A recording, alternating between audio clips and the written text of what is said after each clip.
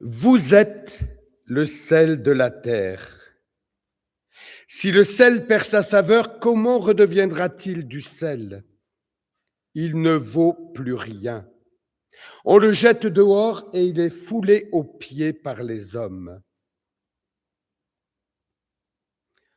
Vous êtes la lumière du monde.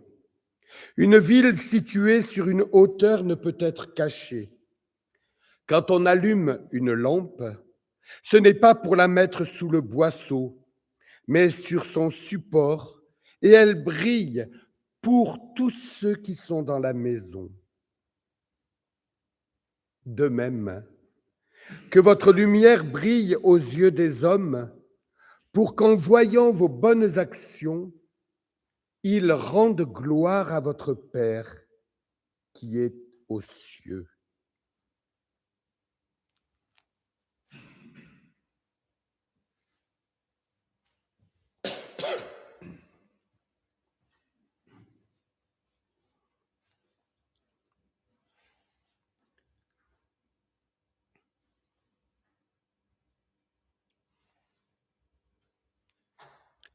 Seigneur, ta parole est la vérité. Sanctifie-nous par ta vérité. Amen.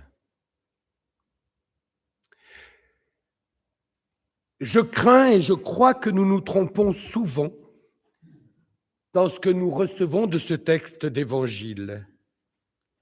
Il arrive en effet bien souvent que nous interpréterions ces 3 versets du premier discours de Jésus, selon l'évangile de Matthieu, comme un commandement, comme une exigence que Jésus adresserait à la foule et ses disciples rassemblés là-haut sur la montagne. Et donc, parole que Jésus vient aussi nous adresser à nous qui nous mettons à l'écoute de sa parole. Jésus alors nous paraît mettre la barre beaucoup trop haut et ses paroles deviennent culpabilisantes, écrasantes. Nous cherchons comment être le sel et la lumière. Oh, ceci non seulement dans notre proche entourage, mais comme le demande Jésus, dans le monde et sur toute la terre. Et cet élargissement au monde et à toute la terre nous effraie, nous écrase. C'est un objectif, avouons-le, complètement inatteignable. Et pourtant, ce que Jésus affirme ici à la foule et aux disciples, il n'y a aucun impératif, aucune exigence. Mais Jésus s'applique ici à décrire la réalité, à décrire ce que sont et ceux qui écoutent et reçoivent sa parole, son enseignement. Il ne dit pas « soyez sel de la terre, soyez lumière du monde », mais il dit « vous êtes sel de la terre et lumière du monde ». Et je crois que lorsqu'on entend bien cela, le « vous êtes sel de la terre et lumière du monde », alors ce texte peut être reçu non pas comme quelque chose qui nous accable, comme une réalité inatteignable, mais c'est une grâce, c'est une libération extraordinaire qui est ouverte devant nos pas. Pourquoi une grâce et une libération tout à fait extraordinaire? Tout simplement parce qu'ici, il ne s'agit en aucun cas d'une recherche incessante à faire. En aucun cas, il est question ici de ce que nous devons faire ou pourrions faire, mais ici, il s'agit d'être. Le verbe « faire » est ici absent de la bouche de Jésus. Et quand je pense à tout le temps et toute l'énergie que nous dépensons pour chercher ce que nous pourrions faire ou ce que nous devrions faire, eh bien, je me dis que parfois, ainsi, nous nous éloignons de l'Évangile. Je me dis que nous avons oublié complètement l'essentiel. L'Évangile ne nous demande pas de faire quoi que ce soit ici. Il nous donne d'être. Jésus ne nous demande pas de faire ceci ou cela par son enseignement. Il ne nous demande même pas d'être ceci ou cela. Mais il nous dit, ma présence, ma parole vous fait être, vous fait devenir. Au fond, cette parole nous dit, voilà ce que vous êtes pour Dieu, sel, lumière. Ça veut dire que cette parole du Christ, elle est créatrice, elle nous fait sans cesse devenir. Elle nous fait devenir ce que Jésus est lui-même. Et c'est là une grâce aussi extraordinaire, car c'est lui et lui seul la véritable lumière du monde. C'est lui et lui seul le véritable sel dont nos vies ont besoin. Sa relation à Dieu, son Père, fait de lui la lumière et le sel. Et comme il nous invite à marcher à sa suite, à être à sa suite, il nous fait devenir fils, filles de Dieu comme il l'est lui-même. Alors nous sommes sœurs et frères. Et alors, éclairés de la même lumière, ayant la même saveur que lui-même. Voilà donc quelle est la véritable valeur de notre vie. Non pas ce que nous faisons ou ne faisons pas, mais la seule parole de Jésus qui n'impose rien et qui nous redit ce que nous sommes aux yeux de Dieu. Cela veut dire que ce que nous sommes est lié uniquement à l'œuvre du Christ, à ce qu'opère sa parole en nous qui l'écoutons. Ce que nous sommes, chers frères et sœurs, c'est une grâce, un don de Dieu, car c'est Dieu qui nous fait être et sans cesse devenir.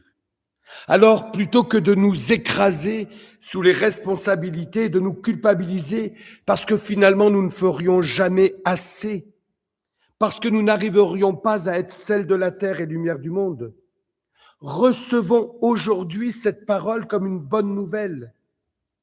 La bonne nouvelle que par sa parole, Jésus nous fait être sel et lumière. Comment cela ? Juste parce que sa parole agit en nous-mêmes, juste parce que sa parole nous convertit, juste parce que sa parole donne sa saveur véritable à notre vie, en nous redisant que nous sommes aimés, non pas selon ce que nous faisons, mais tels que nous sommes. Juste parce que sa parole donc éclaire notre vie de façon nouvelle. Alors il est temps aujourd'hui simplement d'accueillir au cœur de notre vie cette parole, non pas comme un ordre, mais comme une parole d'amour créatrice. Il est temps de laisser cette parole œuvrer dans nos cœurs pour être ce qu'elle nous fait devenir, sel et lumière. Et si c'est pour la terre et le monde que nous sommes sel et lumière, selon le Christ, c'est juste pour nous rappeler que le sel n'a de sens et de valeur véritable qu'en lien avec les aliments sur lesquels il est déposé et dans lesquels il se cache en se répandant. De même que la lumière n'a de sens et de valeur que parce qu'elle éclaire ce qui l'entoure. Cela vient nous dire que être chrétien égocentrique, et Dieu sait qu'on l'est souvent, centré sur son seul petit salut, son seul petit bien-être et bonheur personnel, c'est complètement absurde et ça dénature complètement l'évangile. La parole de Jésus nous fait être, pas seulement pour nous-mêmes, pas seulement dans le sens qu'elle nous sauve et qu'elle nous fait finalement vivre bien les choses, mais elle nous fait être pour d'autres, comme le sel est pour les aliments, comme la lumière est pour éclairer une pièce. C'est cela qui donne sa véritable valeur, son véritable sens à notre vie. C'est cela qui, je crois, aujourd'hui peut nous libérer de ce qui nous écrase et nous culpabilise. Ce don de Dieu, ce cadeau de Dieu, n'est pas seulement pour nous-mêmes, mais pour que notre vie soit bonne nouvelle pour d'autres, sel et lumière pour d'autres, sel et lumière pour la terre et le monde, qu'elle lui donne une saveur nouvelle et l'éclaire. Je ne sais pas si vous avez goûté du pain sans sel, mais il manque quelque chose. Certains diraient même c'est dégoûtant. On va rester poli. Eh bien, j'aimerais qu'on soit sel et lumière ainsi, au point que quand on est absent d'un lieu, il manque quelque chose. Il manque la saveur du sel, tout simplement.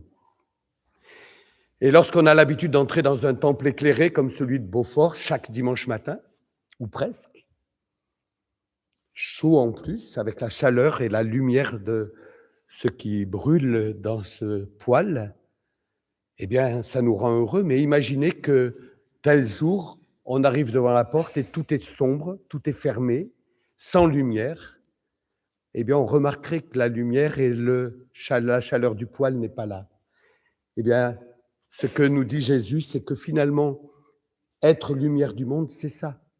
C'est découvrir que quand on n'est pas là dans un endroit, quand on n'est pas lumière dans un endroit, que les gens, les autres autour de nous puissent dire « Ah, il manque quelque chose ». Et c'est frappant parce que c'est ce qui se passe aujourd'hui très souvent. Je crois que notre monde, nos cités, nos villes, nos villages attendent des chrétiens qu'ils soient là. Non pas qu'ils fassent, mais qu'ils soient là. Peut-être pour donner un peu de saveur autre au monde. Peut-être pour donner un peu de lumière aussi au monde. Et j'aimerais parfois que quand nous ne sommes pas là, ça se ressente.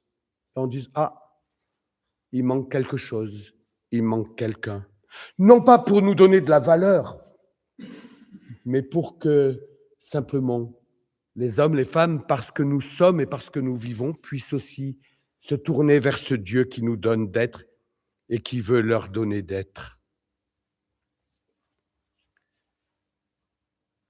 Ce qui me frappe ici, c'est que nous oublions trop vite que ces 3 versets viennent juste après les béatitudes que Jésus proclame à la foule et ses disciples.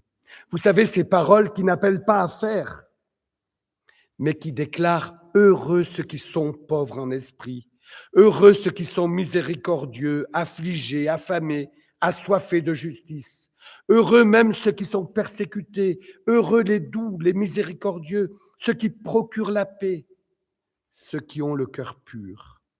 Heureux donc non pas une élite, mais des hommes et des femmes comme vous et moi, avec leurs manquements et leurs fragilités, leurs épreuves et leurs limites. Heureux sont-ils parce que le royaume des cieux est à eux, dit Jésus. Ils seront consolés et appelés fils de Dieu. Ils verront Dieu. Tout cela, finalement, n'est que don de Dieu. Encore une fois, Jésus ne nous appelle pas à faire. Et Jésus conclut ces 9 heureux qui introduisent chacune des béatitudes par un appel autant retentissant à se réjouir, à être dans l'allégresse, simplement par la promesse de ce royaume de Dieu qui leur est donné, non seulement pour l'après-mort, mais là, dans l'aujourd'hui de leur vie. C'est comme si ce verset 12 était le pivot essentiel entre les 9 béatitudes et l'affirmation de Jésus sur ce que nous sommes, celle de la terre, lumière du monde. Et peut-être que la seule chose que nous avons à chercher à partager, c'est d'abord la joie et l'allégresse d'être aimé de Dieu. Ce qui n'est pas seulement pour nous-mêmes tout petits, mais pour le monde tout entier. Car le monde et tous ceux, toutes celles qui nous entourent, croyants ou non, sont tout autant aimés de Dieu que nous le sommes. Comme le dit l'apôtre Paul, le Christ nous revêt d'habits de lumière. Et ces dons de Dieu ne sont que grâce. C'est cela le royaume des cieux promis aujourd'hui. C'est cela qui peut être source de joie renouvelée, d'allégresse pour notre vie présente et pour celle du monde. Cette joie et cette allégresse inondent et éclairent nos vies. Et elles peuvent devenir sel et lumière sur la terre et pour le monde, justement parce qu'elles redisent que le vrai bonheur, les véritables joies et allégresse viennent de ce que Dieu donne et fait au cœur de la vie et du monde. Voilà donc pourquoi nous ne sommes pas appelés à faire. Nous sommes appelés à laisser Dieu faire en nous son œuvre. Et c'est cela qui change radicalement toute vie.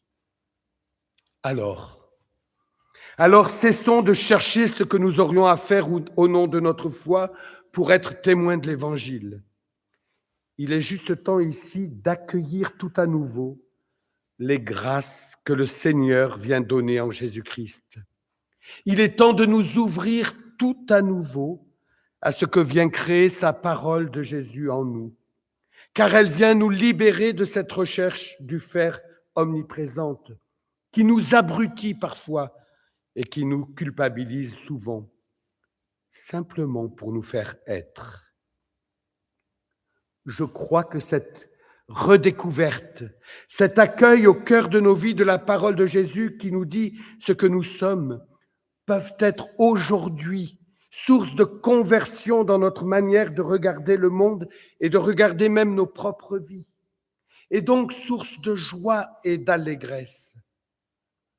Et c'est par cette joie et cette allégresse qui éclaireront notre vie et lui donneront sa saveur, alors nos vies seront dès lors celles de la terre et lumière du monde, au-delà même de ce que nous pourrions dire et faire, seulement en étant. C'est cela, je crois, qui peut faire la différence autour de nous et dans le monde. Parce qu'alors il n'est plus question d'efficacité, il est juste question d'être.